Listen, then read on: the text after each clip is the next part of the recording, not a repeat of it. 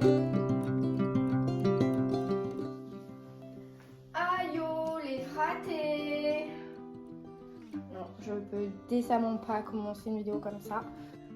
Bonjour, bonsoir, tout dépendra de l'heure à laquelle vous regarderez cette vidéo. On se retrouve aujourd'hui pour que je vous présente la pile à lire que j'ai confectionnée pour le challenge La Bouchée du Roi que j'organise sur Bookstagram du 1er au 31 octobre.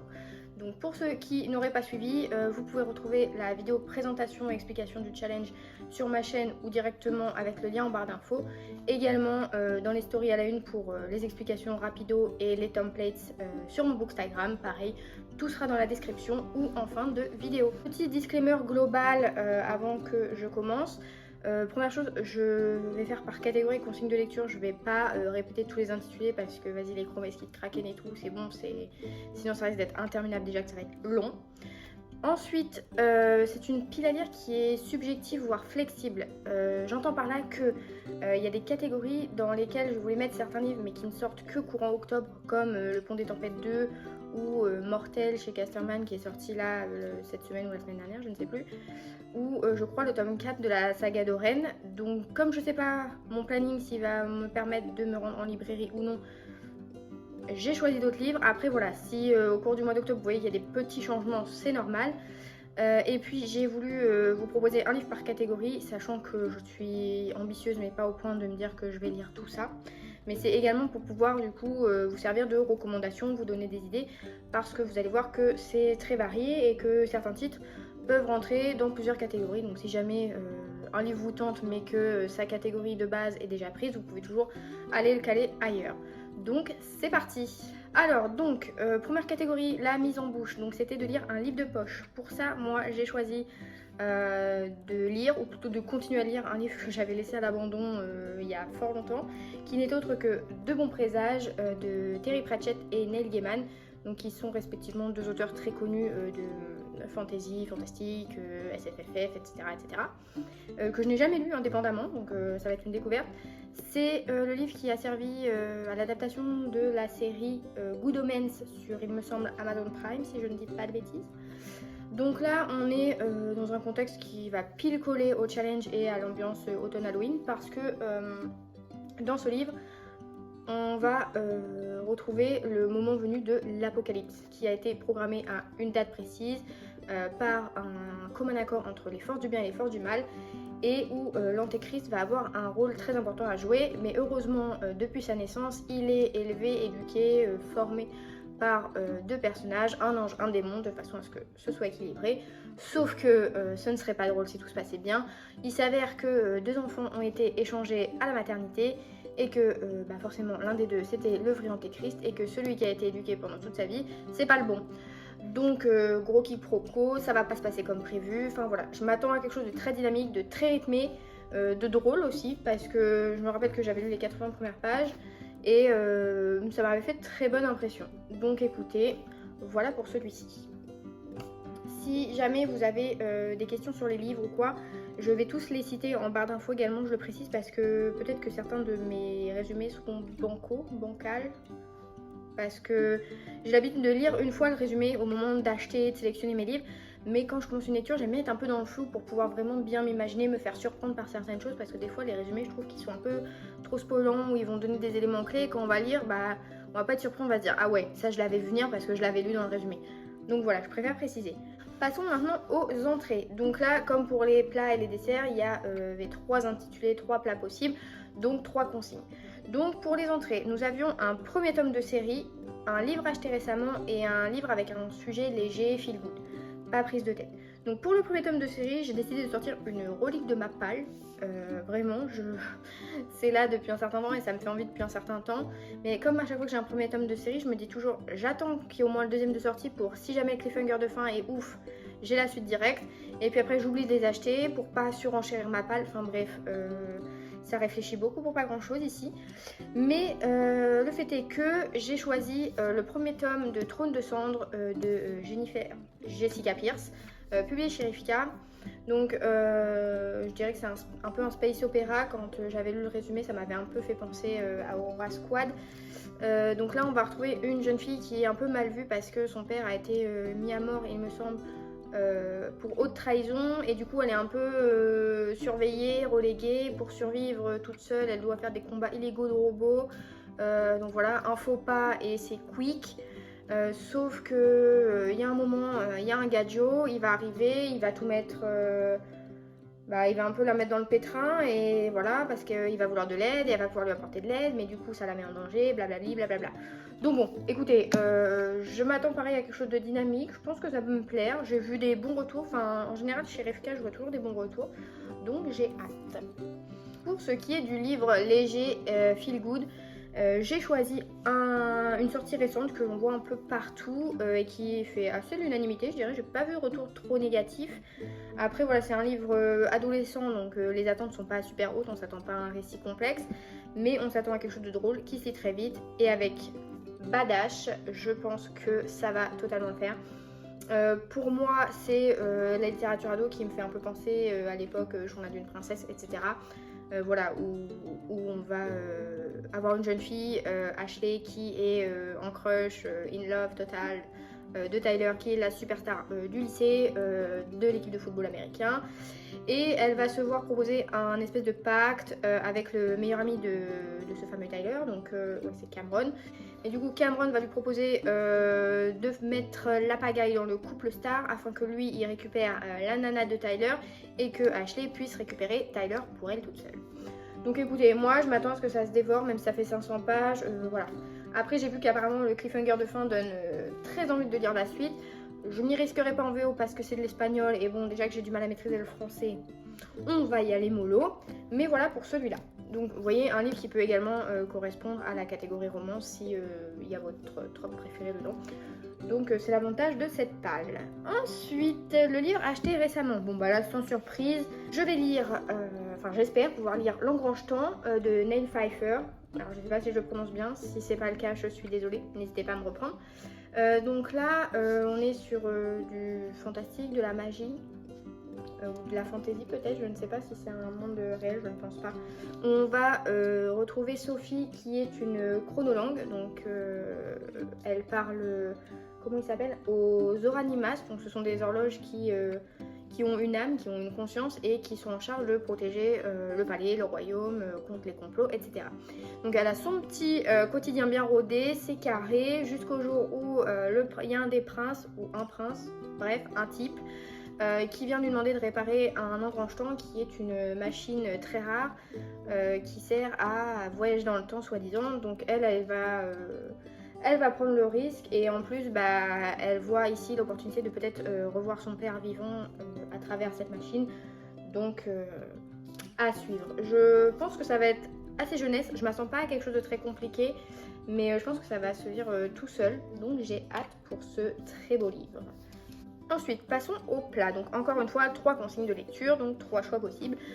Avec un livre qui met en scène une ou des créatures de la nuit, donc vampires, loups-garous, métamorphes, zombies, fantômes, tout ce que vous voulez. Un polar thriller et un roman graphique ou une BD ou un manga. Pour ce qui est du manga, j'ai choisi de reprendre la série Moriarty. Donc j'ai lu les 3 premiers tomes, j'ai les 4, 5, 6 dans ma palle, donc à mon avis ils vont y passer tous les 3.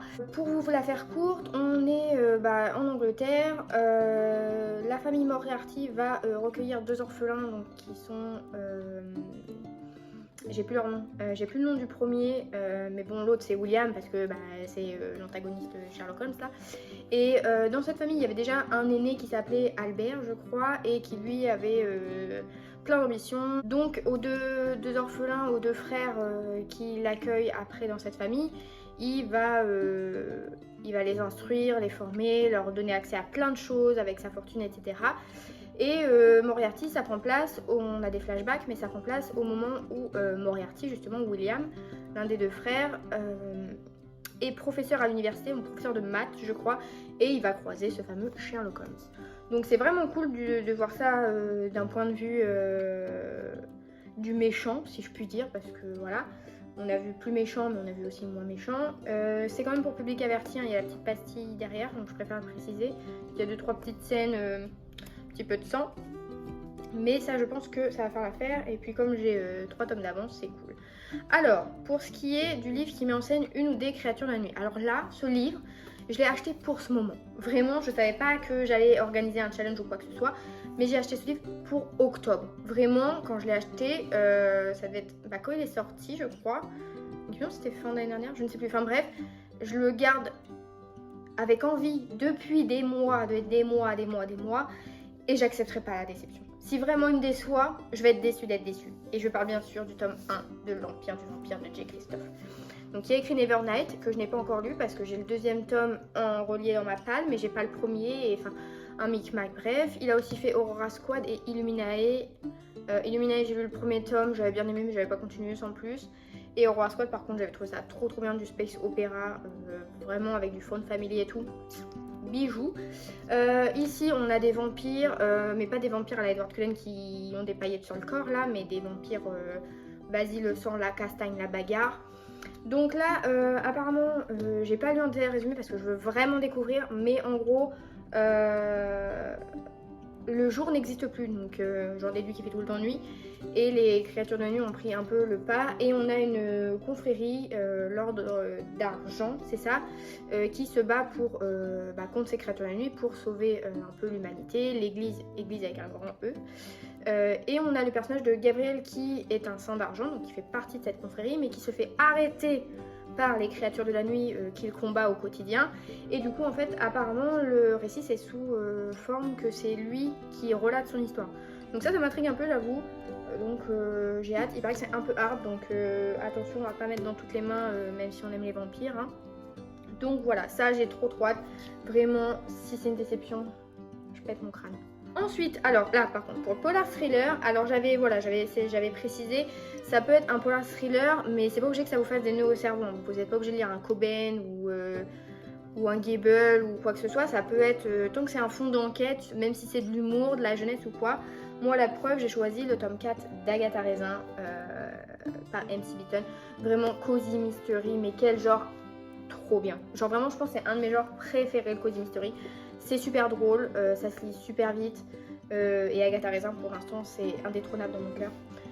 Donc Agatha Raisin c'est une quinquagénaire. Quinquagénaire c'est pour 50, quadra 4, sexa 6. Je pense que c'est ça.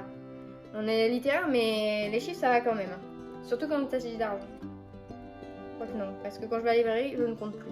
Enfin bref, tout ça pour vous dire que Agatha Raisin, elle a quitté son poste de businesswoman dans une grande entreprise de Londres, je crois, pour aller s'installer dans un Cotswolds, je ne sais pas si c'est le terme, enfin bref, un petit village tout mignon qui fait rêver, où il y a des cottages, où tout le monde se connaît, donc forcément, dès qu'il se passe quelque chose d'un peu louche, c'est le bouche-oreille, c'est le téléphone arabe, dans la nuit, tout le monde est au courant, vraiment, Marie mêle tout. Et donc elle se retrouve toujours dans les situations cocasses, et moi ça me fait trop rire. Le tome 3 vraiment masterclass. Vraiment si vous connaissez pas je vous le conseille. Et pareil, ça c'est comme Moriarty, ça se trouve je vais enchaîner avec la suite parce que j'ai le... Bah non, j'allais dire j'ai le tome 5 ensuite, mais non j'ai le 6. Le 5 je l'avais pas acheté parce que c'était d'occasion et le dos était cassé. Donc bon, hein, on en reparlera plus tard de ce débat des gens qui cassent le dos. Mais ça me chafouine. Bref, tout ça pour dire que... Ouh, on perd un bouquin s'échappe. On a encore de la chance. On passe à la fameuse catégorie du fromage qui avait été à l'origine de la vidéo précédente parce qu'il pouvait être un peu flou pour les gens par le titre. Donc une relique de Mappal depuis 2 ans. Alors j'ai des reliques de Mappal depuis 7 ans, même plus, même des années. Donc à un moment donné, là dans mes résolutions livresques de 2023, c'était d'avancer dans mes séries, de pas en rentamer en priorité, mais de finir celles que j'ai en cours. Je pense que je suis bien partie. Franchement, j'ai hâte de faire mon bilan de fin d'année parce que je pense qu'on est pas mal. C'est pour ça que pour le fromage de Kazumarzu, je vais lire le tome 2 du Secret de l'inventeur publié chez Lumen de Andrea Kremer. Parce que c'est à l'époque, j'avais acheté la trilogie parce que c'était une des rares où l'univers était steampunk. Et moi, c'est un univers que j'adore, vraiment. Les petites lunettes là, comme ça, j'adore. Vraiment, si demain il y a une soirée à thème steampunk, mais je sors mon meilleur cosplay. Vraiment, à bon entendeur, mon copain, la maman de mon copain qui organise des journées à thème. Enfin bref, tout ça pour vous dire que j'avais beaucoup aimé le premier tome. On est dans une... C'est Britannia, donc je pense que c'est la Grande-Bretagne qui a empêché une rébellion, ou je sais plus exactement, mais en tout cas il y avait Charlotte qui vivait du coup dans des souterrains, je sais plus si c'est les catacombes, mais elle vivait dans les souterrains avec sa famille et tout, et d'autres jeunes, et ils pouvaient sortir pour faire 2-3 petites choses, mais pas souvent, et un jour où elle est de sortie, elle tombe sur un garçon qui se fait agresser par les forces de l'ordre de Britannia, et du coup elle le récupère, elle l'emmène avec elle dans les souterrains, et au final il s'avère qu'il va apporter plus de problèmes qu'autre chose parce qu'il cache un truc. Enfin bref, c'était vraiment trop cool, c'était vraiment bien écrit, bien décrit, l'ambiance était sympa, à part qu'il y avait un moment je crois il y avait des fourmis géantes, ça faisait un petit peu peur. Mais non, j'ai hâte de me replonger dedans, il faudrait peut-être que je vois si je trouve un résumé spoilant ou peut-être ça me reviendra, on verra. Mais en tout cas voilà, ça après... Pour cette catégorie, j'ai envie de vous dire que toute ma bibliothèque aurait presque pu convenir. Voilà, no comment. Bref, ensuite, attendez, je change de feuille. En vrai, vous avez vu, ça rend bien, hein, vraiment. Non, pas l'impression, mais la template, elle rend bien. Passons maintenant au dessert. Donc là, pareil, encore une fois, 3 consignes de lecture possibles. Donc, une romance avec votre ou votre préféré, un livre qui se passe en automne et un livre avec de la nourriture sur la couverture. Je vais commencer par celui-là. Et avec un livre que j'avais prévu lire la semaine prochaine, mais on est encore en septembre, et après je voyais pas quel livre avait de la nourriture. Si, voilà, c'est ça, parce que je voulais lire Mortel, avec de la nourriture sur la couverture, parce que les dents de vampire, c'est les bonbons dégueulasses, là. Je vais pas faire de commentaires, vraiment, je sais que je suis véhémente des fois, mais là je vais rien dire. Mais bref, vous voyez ce que je veux dire, si vous voyez pas, je vais essayer de faire un insert. C'est pas gagné, s'il est là, on m'applaudit, s'il est pas là, on passe sous silence l'échec.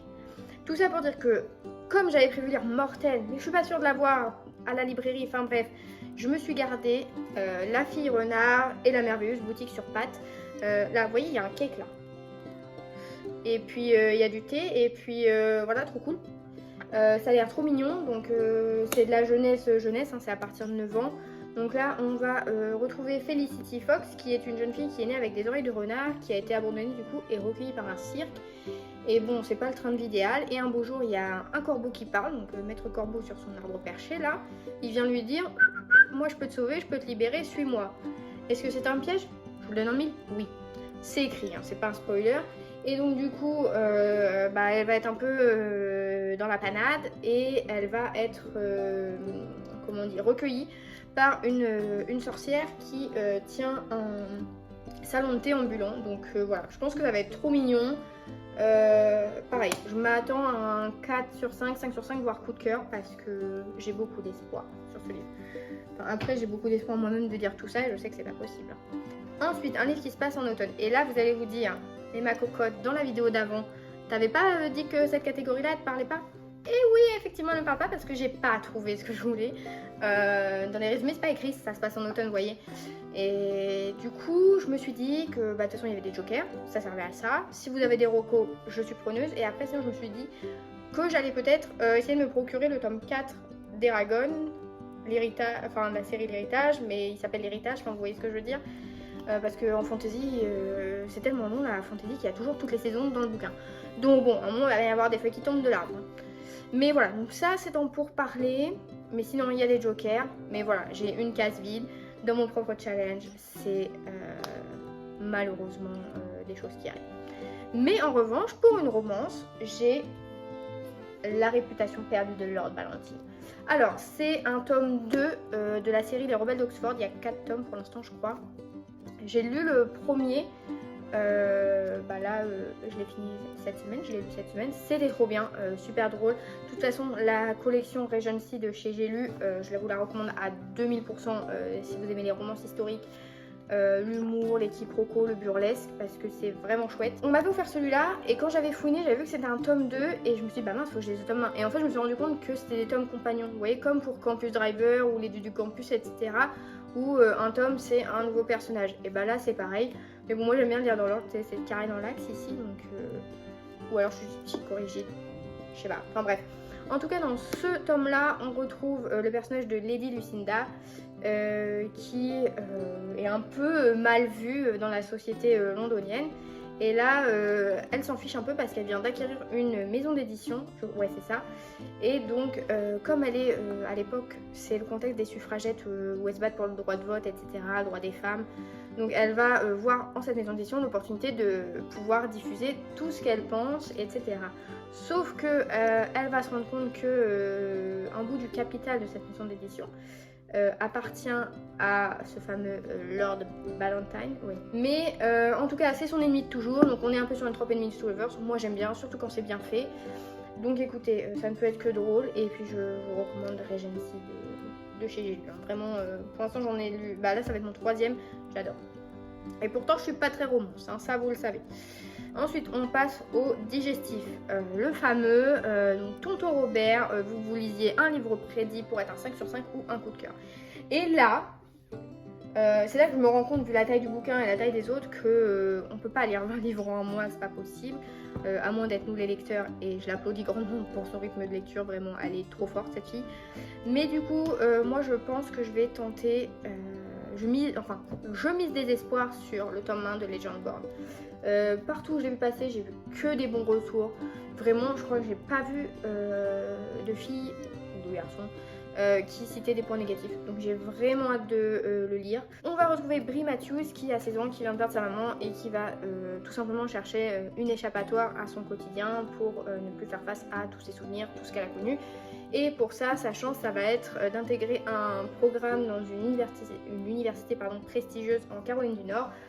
Sauf que forcément, elle va vite déchanter parce que quand elle va arriver, elle va se rendre compte que la magie existe, qu'il y a une société secrète qui a envie de détruire le monde et que bah du coup, elle va se retrouver au centre de tout ça parce que ça se trouve, la société a un lien avec la mort de sa mère et que elle est un élément clé et donc baston, castagne, c'est parti. Voilà, c'était vraiment le pire résumé du monde, mais celui-là, je mise des espoirs dessus. Enfin, je mise des espoirs sur tout ce que je lis en général. Et des fois, mes attentes sont vraiment trop hautes. Et des fois, je fais confiance au BookTok, Bookstar et tout. Eh, vous là, des fois, vous devriez me rendre mon argent, je pense. Parce que... Absolu. Le pont des tempêtes. Enfin bref, retrouvez mes reviews sur Insta. Enfin bref, pour accompagner tout ça, il nous faut bien sûr des boissons. Et pour ça, pourquoi pas une petite boisson avec alcool. Donc là, vous en avez deux. Vous avez deux consignes qui est soit un livre d'un auteur chouchou ou un livre à la couverture ambiance gothique, horreur sombre, horrifique, etc. Alors, pour le livre à la couverture ambiance gothique, horreur sombre, comme pour l'Empire des Vampires, c'est un livre que je réserve pour cette période. Vraiment, je voyais tout le monde se le procurer ou le recevoir en avance, le lire, nanana. Moi, j'étais là, je le regardais du coin de l'œil, on se voyait. On se regardait dans les étagères et je disais non, octobre. En plus, entre deux, j'avais eu l'idée de mon challenge, donc vraiment, c'est le moment, j'y crois. Vampiria America, le tome 1, le tombeau des immortels. Parce que déjà, Victor Dixon, tu peux pas me décevoir. Ce challenge, c'est toi qui l'as inspiré. Ta gorgée du roi, c'est ma bouchée du roi. Donc si tu me déçois, je te retrouve. Et ça se passe mal. Là, je saurais faire du montage, j'aurais inséré le petit gamin qui dit ça doit se passer comment? Mal. T'as été étranglé. Vous voyez, vous avez la ref. Bref, tout ça pour dire que j'avais adoré le Vampiria parisien. Donc j'en attends beaucoup de celui-là. On est... je pense pas que le résumé spoil... je crois pas. Mais en tout cas, là, du coup, on est sur les Amériques, où ils n'ont jamais eu l'indépendance. Et du coup, il y a des vampires qui sélectionnent des gens pour les transformer en immortels, etc., etc. Sauf que... tout ça se fait pendant un bal et on a une équipe de 6 mercenaires, ou enfin les Desperados, qui sont pas trop d'accord avec tout ça et qui vont vouloir se venger et donc s'attaquer au bal pour kidnapper les nouveaux futurs vampires, enfin futurs immortels. Écoutez, moi j'en attends beaucoup. Vampiria Paris, ça m'avait convaincu. Celui-là, j'espère aussi. Après, j'ai vu que c'était apparemment une espèce de huis clos, alors ça se déroule sur un laps de temps très court. Donc j'attends de voir comment ça va être ficelé, mais je le sens bien. Et pour ce qui est d'un livre d'un auteur chouchou, alors c'est pas vraiment une auteur chouchou parce que mes auteurs chouchous, bah, ils écrivent plus. Ou alors j'attends, ou alors j'ai été déçue par les livres suivants. Mais du coup j'ai pris un livre d'un auteur où la plume, ça c'est ma plume chouchou. Genre vraiment j'ai été convaincue. Moins par le livre, mais par la plume 100%. Vraiment coup de cœur. Et je vais lire un livre de Margaret Rogerson qui est Enchantment of Ravens. J'ai aimé Sorcery of Thorns, mais j'ai pas adoré. J'étais mitigée, je savais pas si j'avais trouvé ça trop long, ou justement pas assez, ou manque d'action, ou... Il y a un petit truc qui m'avait chagriné avec Enchantment of Ravens. Je pense qu'il y a des chances que je préfère celui-ci que Sorcery of Thorns. Parce que déjà le pitch me botte un peu plus. On est sur Isobel qui est une jeune artiste peintre qui fait de la peinture pour des clients particuliers, les fameux faés. Et oui, les revoilà, ils sont partout en ce moment, mais ils sont là. Et en fait, donc elle fait ça parce que les faés, eux, sont un peu jaloux des humains parce que ils sont pas doués en art et les humains, ils sont super doués en art. Et enfin bref, tout ça pour dire que le talent d'Isobel, il est convoité et qu'un jour, il y a un prince qui vient lui demander de se faire peindre, je crois. Ouais, c'est ça, le prince. Prince d'automne, un livre qui se passe en automne. En vrai, je m'apporte automatiquement les réponses à mes problèmes. Ça, c'est Independent Woman. Bref, tout ça pour dire que le prince, il va vouloir qu'elle le peinturlure. Et quand elle va le peindre, elle va rajouter un petit détail qui va le chagriner. Et donc, monsieur va pas être content. Donc, monsieur va l'emmener dans son pays pour qu'elle passe devant le juge. Un petit peu culotté, vous êtes venu chercher ce service. Ça vous convient pas, bah tu payes puis tu t'en vas. Enfin bref, j'ai hâte de voir et de retrouver la plume de Margaret Rogerson, surtout. Voilà pour ça. Pour ce qui est des boissons sans alcool, donc un livre offert ou recommandé par quelqu'un, une romantasy ou un livre court de moins de 350 pages. Donc pour le livre offert ou recommandé par quelqu'un, c'est pas vraiment offert ni recommandé, enfin c'est pas du tout offert. Et c'est recommandé à demi-teinte parce que c'est un post d'Aurélie lit des livres. Je sais pas si c'est exactement ça le pseudo, mais c'est celle qui est fan d'Imagine Dragons, là, elle est trop drôle, elle est super cette fille. Elle a fait un post sur le monde des premiers, le premier tome, et moi ça m'a convaincue. On est dans un monde où il y a les premiers qui sont l'élite de la société, et il y a une académie qui va former en gros la basse classe sociale pour être les serviteurs de ces fameux premiers. Et donc plusieurs types de services sont proposés, donc cuisiniers, etc. etc. Et on va suivre du coup des personnages qui veulent, enfin 3 personnages qui veulent trouver une famille à servir pour la vie. Et donc ils ont chacun leurs ambitions plus ou moins élevées. Donc écoutez, elle l'a trop bien vendu, moi j'ai foncé tête bêche. Advienne que pourra, on verra si ça nous plaît. Ensuite, alors une romantasy, donc là encore, comme avec Mortel, en romantasy j'avais prévu mettre ou le Pont des Tempêtes 2 ou le 4ème tome de la saga Oren, la Glim, la Smala là. Sauf que, pareil, je sais pas si je les aurai en ma possession. Pour le coup, là j'ai pris le seul qui avait écrit romance fantasy et où je suis à peu près sûre de l'avoir vu catégorisé en tant que romantasy, notamment parce que la catégorie est pour Nina Quill et qu'en plus elle en a parlé dans son dernier vlog. Donc après elle a dit que c'était de la high fantasy. Est-ce que je suis prête à avoir une migraine? Oui, parce que j'ai des Doliprane. Mais je parle de Tuer la Reine, le tome 1 de Une couronne d'épines. Donc écoutez, j'avoue que là j'étais pigeonne parce que je l'ai acheté pour la couverture que je trouve trop belle. Je pensais que c'était un grand format et en fait c'est un semi-poche. Mais écoutez, il me botte bien. J'ai pas détaillé le résumé parce que vraiment c'était un coup de tête achat compulsif. Mais on va suivre Evie qui est une femme de la cour et qui veut devoir se transformer en guerrière parce que sa sale cousine, vraiment les cousines entre les tantes méchantes, les cousines méchantes dans ses promesses maudites et là encore les cousines. La cousine va tuer sa mère pour prendre le trône de force. Enfin bref, du coup Evie elle va être virée de la cour, enfin un micmac. Je m'attends à ce qu'elle soit badass. J'espère qu'elle va pas être nunuche avec un mec. Écoutez, on verra bien. Mais pareil, encore un pavé, donc je sais pas ce qui m'a pris. Wouah! Et attendez. Regardez, et les entêtes de chapitre, elles sont trop belles aussi. Allez, c'est bon, 5 sur 5. C'est faux. Ça se trouve, je reviens dans un mois et je vous dis c'était une catastrophe. Je l'ai pas lu, ou je l'ai abandonné, ou c'était nul. Mais bon, on verra. Et du coup, un livre de moins de 300 pages, pardon. J'ai choisi le tome 2 de la BD Lightfall. J'avais eu le tome 1, j'avais trouvé ça trop mignon, vraiment. On suivait une jeune fille, je sais plus son prénom, Béa. Béa et Kat, du coup, le petit bonhomme là, elle vivait paisiblement avec son grand-père et un jour son grand-père disparaît et elle devait partir à sa recherche et c'était dur pour elle parce que elle est, je vais pas dire elle est victime, mais elle fait de l'anxiété très forte. Et donc du coup, bah, cette aventure, ça la mettait devant ses soucis, etc. Et j'avais trouvé ça trop chouette. Donc ça, je pense que ça va être super bien, ça va se lire très vite. Donc je n'ai qu'une hâte. Il nous reste les catégories un petit peu à part. Donc pour le menu enfant, ça c'était un livre jeunesse, donc que ce soit album, BD, manga, roman jeunesse. Je pense que moi je vais lire plusieurs albums. Là je les ai pas, ils sont tout derrière moi, je les ai pas sortis. J'ai préféré vous montrer un roman parce que je sais que les albums c'est pas forcément la came de tout le monde, mais j'avais bien envie d'en présenter plusieurs. Donc je pense que je lirai plein d'albums, mais sinon je me suis mis un roman jeunesse qui est également une relique de ma palle depuis 7 ans cette fois, et oui c'est un record, le tome 2 du Pays des Contes de Chris Colfer. J'avais lu le premier tome, j'avais bien aimé, j'avais réussi à faire abstraction que c'était de la jeunesse. Ma foi, moi qui n'ai pas très conte et tout, là ça avait fait son taf. On est dans notre monde et je sais plus comment il s'appelle, Alex et Connor, bref.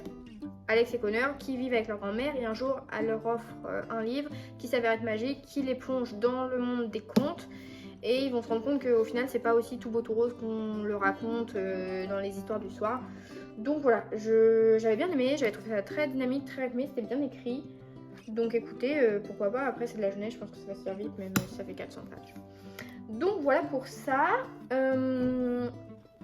Pour ce qui est de la catégorie, encore fin, buffet à volonté, on se resserre, c'était une suite de séries ou un livre qui correspond à l'une des catégories précédentes.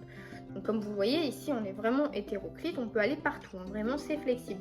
Moi j'ai choisi de lire un livre qui est sorti récemment et que j'ai eu le temps d'aller chercher, La fille de la reine sirène, qui est la suite de La fille du roi pirate, que j'ai lu, reviewé sur Bookstar.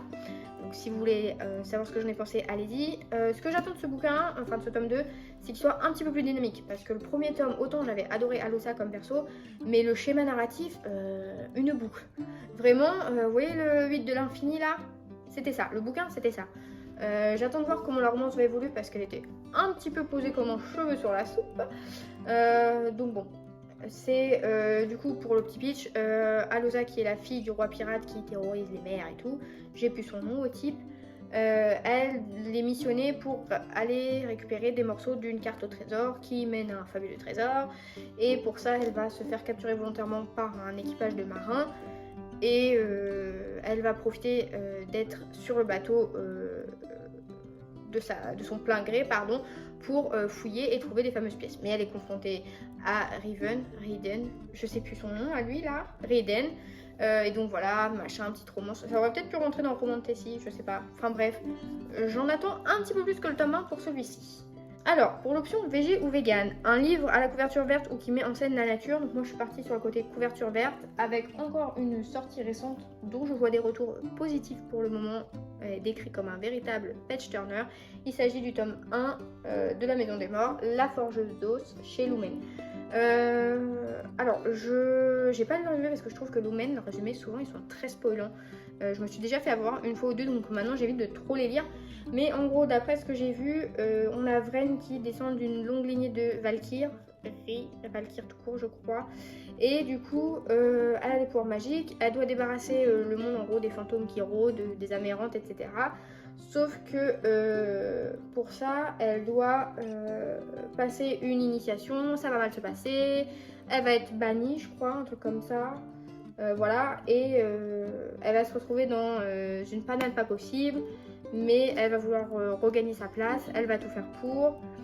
Et elle saisit sa chance, il nous dit, le jour où Léopold Valorien, l'un des princes, est enlevé et qu'elle, du coup, elle va tout faire pour le retrouver, le sauver et comme ça récupérer son statut de Valkyr. Donc écoutez, pareil, il va y avoir une romance, je pense, je sais pas trop. J'ai vu que ça se lisait bien, donc Lumen, généralement, ça me déçoit pas. Donc écoutez, à voir pour celui-ci. Et enfin, nos allergènes, donc nos deux jokers possibles. Donc un qui va marcher pour moi, vu que j'ai pas de livre qui se passe en automne. Un livre de plus de 350 pages et un livre avec du marron, orange, rouge, jaune sur la couverture, ou qui rappelle une ambiance automnale. Donc pour le livre de plus de 350 pages, alors j'ai essayé de faire varier dans cette palle parce que octobre, automne, Halloween, j'avais envie de continuer Journal d'un vampire, relire les Twilight, etc. Mais je me dis que si je vous présentais ça, c'était redondant. Genre vraiment, ça pouvait aller dans toutes les catégories. C'est connu. Et en plus, Journal d'un vampire, la série est mieux que le bouquin. C'est juste que, comme avec Mortal Instruments, c'est une série que j'ai commencé, que j'ai abandonnée. Et c'est tout flou dans ma tête et j'aimerais bien aller au bout. Sachant que j'ai j'en ai 10 tomes. Je crois qu'il y en a 11 ou 12, je sais plus. Enfin bref. Donc j'aimerais voir en fait le fond de l'histoire par rapport à la série. Parce que c'est pas possible de faire une série aussi bien, basée sur des livres aussi nuls. Genre comme, j'allais dire The 100, mais The 100, les 100, enfin vraiment les livres sont catastrophiques. J'ai jamais vu un livre... Si, j'ai déjà vu des livres mauvais. Mais ceux-là étaient vraiment pas bons. La série était pas folle. Je trouve qu'elle se dégrade. J'ai pas vu la fin, j'ai pas encore eu le courage de l'affronter. Mais tout ça pour dire que la série était mieux, que Vampire Diaries c'est mieux que les bouquins. Donc j'aimerais quand même voir le fond de tout ça. Et tout ça pour dire que je tourne autour du pot. Mais dans un livre de plus de 350 pages, j'ai mis hésitation. Parce que pareil, je me rappelle très bien de Fascination et Tentation. Mais celui-là, il est un peu flou. Donc est-ce que parce que j'étais pas concentrée à l'époque, je ne sais pas. Mais voilà, j'aimerais faire cette petite relecture en tant que joker si l'occasion se présente. Ça, de toute façon, c'est une valeur sûre, encore une fois, j'ai envie de vous dire. Qui ne connaît pas Twilight. Après, je vais pas dire qui n'a pas lu Twilight parce que beaucoup de gens n'ont pas lu, à ma grande surprise. Et pour conclure, du coup, un livre avec du marron, orange, jaune ou rouge sur la couverture, j'ai choisi le très beau Chaos and Flame, sorti chez Big Bang, enfin Brajlon Big Bang, la semaine dernière, mais récemment. Ça, j'ai eu des retours un peu mitigés. Il y a des très bons retours et il y a des retours qui disent que c'est très rapide, qu'il y a des facilités scénaristiques un petit peu, que des choses se résolvent un petit peu trop vite, un petit peu trop facilement. Donc j'attends de voir. J'ai un coup de cœur pour l'objet livre. Après, est-ce que j'aurai un coup de cœur pour l'histoire? Ça reste à voir. Celui-là, c'est le seul où j'ai pas lu le résumé, je crois. Enfin... non. Donc on y retrouve, en fait, je viens de le résumé, on y retrouve Darling. Franchement, Darling, on peut pas appeler son personnage Darling et vouloir en faire quelqu'un de badass. La crédibilité, à un moment, elle disparaît, les gars. Genre, elle a l'air super badass. Tu me dis, elle s'appelle Darling. Bah non. Ah bah non, Darling. C'est trop doux. Enfin bref, du coup, sa famille s'est fait massacrer par la Maison Dragon. Elle a été recueillie par la Maison Kraken. Et donc, le jour où son père adoptif se fait kidnapper, c'est ça? Oui, c'est ça. Elle veut tout faire pour le sauver, quitte à aller sur le champ de bataille, au devant de l'action. À côté de ça, on a... Talon. Et je vais le dire Talon parce que j'espère que ça se dit comme ça, parce que Talon, franchement, Darling et Talon, lourdingue. Hein. Lui, c'est le dévoué prince de la fameuse Maison Dragon, et du coup, il est chef militaire en gros, et puis il va se retrouver nez à nez avec Darling sur le champ de bataille, d'après ce que j'en déduis du résumé, et il va y avoir un petit quiproquo, une petite situation de circonstance. Donc écoutez, j'attends de voir, je sais pas trop qu'en penser pour l'instant, mais j'ai des espoirs d'au moins un 3,5, 4 sur 5. Donc voilà, écoutez, je pense qu'on a fait le tour. J'espère que la luminosité n'est pas trop descendue parce que quand je suis rentrée, il faisait un petit peu soleil, donc ça a changé de la pluie toute la journée. Donc j'en ai profité. J'espère vous avoir donné des idées. J'ai hâte de voir vos pales à vous. Pour ce qui est du challenge, bah forcément j'ai hâte de le commencer. Comme je l'ai dit, je ne pense pas lire ces 20 ou 21 livres, je ne sais plus, parce que faut pas non plus se mettre de pression, c'est pas le but. Si j'en lis un déjà dans chaque catégorie, ce sera sympa. Il y en a que je suis sûre de lire. Pour ce qui est de la prochaine vidéo, et bah écoutez, je pense que je tournerai peut-être un update lecture de mon mois de septembre parce que j'ai carburé, genre vraiment là je vois ma petite pile sur ma droite, je suis déjà à 14, 15, 16, je dois être à 16 livres pour l'instant, j'en ai 2 en cours, 3 en cours que je veux absolument lire. Enfin, tout ça pour dire que je pense avoir un beau bilan, donc je me dis pourquoi pas le faire en vidéo. Sur ce, je vous souhaite de belles lectures. Moi, je vais aller lire, je vais aller jouer à WoW, je vais regarder un live lecture s'il y en a un, sinon je regarderai une rediff pour me motiver à lire. Et puis, je vous dis à la prochaine. On se retrouve sur Booksta et TikTok pour des revues pimentées.